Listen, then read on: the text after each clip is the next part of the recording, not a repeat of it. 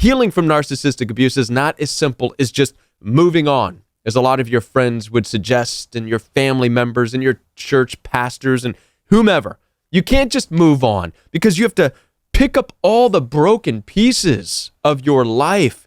As a matter of fact, we're going to look at a video put out by Dr. Jordan Peterson. This was years ago, right? As he's talking about what happens when somebody deals with a narcissistic person. Now, he doesn't use that word, but you and I know what it is. So let's check this out together. So let's say you're in a long-term intimate relationship and you get betrayed. Okay, so... By the way, betrayal is what narcissistic abuse is. What is it that you see when you see your partner at the moment you know of the betrayal? Well, you see the pre-cosmogonic chaos, and here's why. How many of you remember that moment when you experienced narcissistic rage? I know I do. You're dealing with somebody who you thought loved you, thought cared about you, and suddenly you experience this betrayal. Maybe it wasn't rage, maybe it was cheating or whatever. It feels like something just jumps inside of you. In that moment, you are staring chaos right in the face. It rattles your unconscious up because you don't know anything anymore. Yeah. You don't know what the past was. Nope. Right? You don't know what it was. And it's supposed to be real, and all of a sudden you don't know what it was. That's true. And so you come up with wild ideas about what it might have been. Yeah. And one of the biggest questions that I deal with during one-on-one conversations with people and appointments, which, by the way, I am available for one-on-one consultations. Down in the description box, you can schedule time with me. But it's trying to make sense of the fact that everything you had with these people was a lie. And you no longer understand, well, what were you in? It's hard to make sense of that. No, it couldn't have been a lie. I gave them my time, my energy. They told me they loved me. We had good moments. Huh? How many of you have had that? We've had great moments. And it's those great moments that you hang on to because you're trying to make sense of it. You're saying, no. Their rage, it was just an accident. It was just, no. The betrayal now shows you that nothing you thought was real was real. Let's continue. What it represented, and then you don't know what the future is going to be anymore. So then your fantasy fills that space, and you don't know who the hell you're looking at. That's for sure. And you don't know much about human beings, and you certainly don't know anything about yourself. What he's saying here is so 100% accurate. It's not just about looking at them saying, I don't even know who they are anymore. Now it's a trickle-down effect, because now you're having to acknowledge that, well, you don't really know anything about humanity. If they can do that to you, then anybody can do that to you. If these people, family members, friends, lovers, if they can lie to you, then what's that say about anybody out there? Yeah, that's a harsh pill to swallow. It doesn't taste very good going down, does it? But it's the truth. It's the radical acceptance that we need to have. And so not only do you not know humanity, but then you also now deal with the question of not knowing yourself. You thought that you were a person who liked these types of things. You thought maybe you liked certain types of people, certain types of groups, certain types of activities, but now you have to question that, because these types of activities and people and groups and families or whatever come with a certain type of attitude. And so now you're questioning yourself, do I even really like that? So you're in a mess, right? This chaotic world, everything's collapsed, everything's broken down.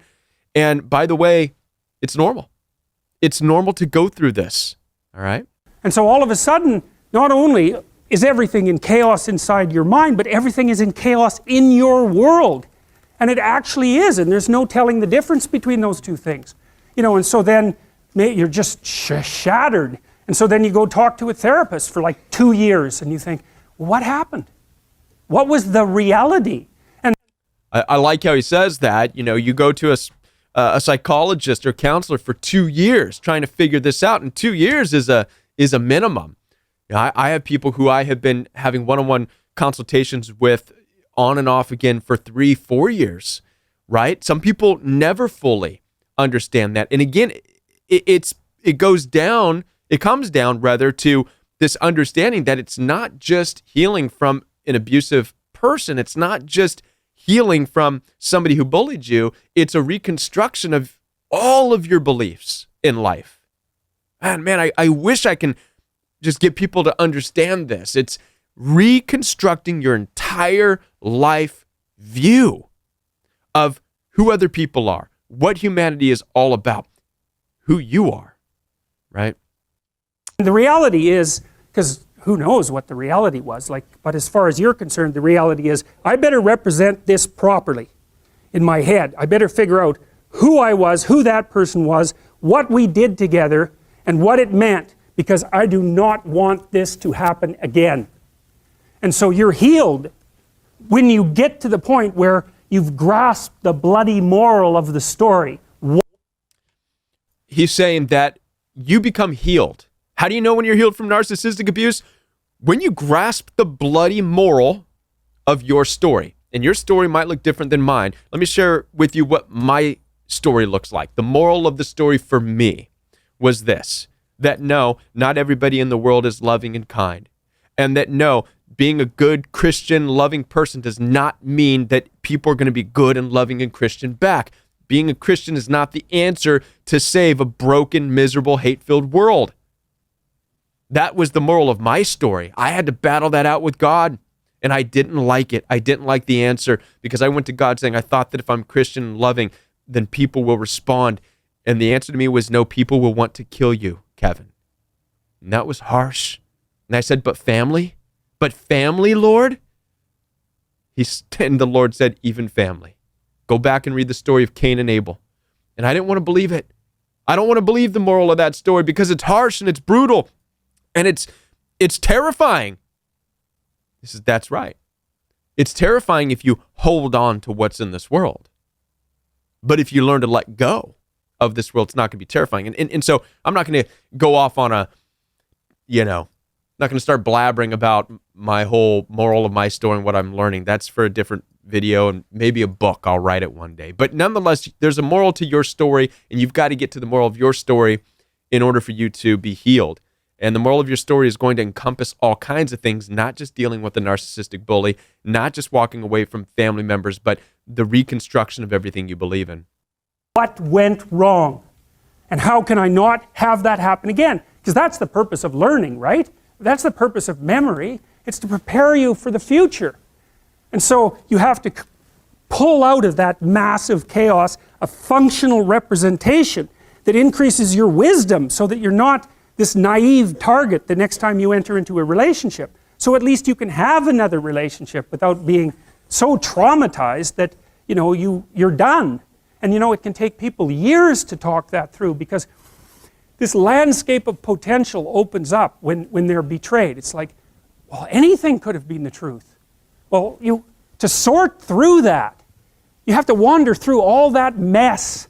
And it's really painful and emotional as well. You have to sort through all that mess to come out with the new you. That's really what it's all about. Coming out the other side of this, a renewed version of you.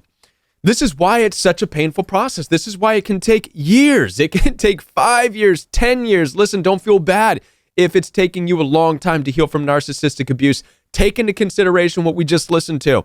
You're not just healing from a bullying experience. You have your world has been blown up, shattered. You're being reconstructed from the ground up, from the floor up. Everything that you believed in, humanity, relationships, who you are. This is a journey of the most important thing, discovering who you are in this life. And what this doctor doesn't say, and what I'm going to tell you is this is the time where you need to grab on hard to your higher power. Whatever that is, my hope is that it is in the Lord God above. That you grab onto that higher power and you identify who it is you really are in that relationship, and stop grabbing onto people for your validation, and people and relationships and family members. Stop grabbing onto these external, horizontal relationships to find your worth, because that's where abuse takes place. The moment you're trying to grab onto these horizontal relationships for your validation and self-worth in life, you're putting your power right here, and you'll get crushed.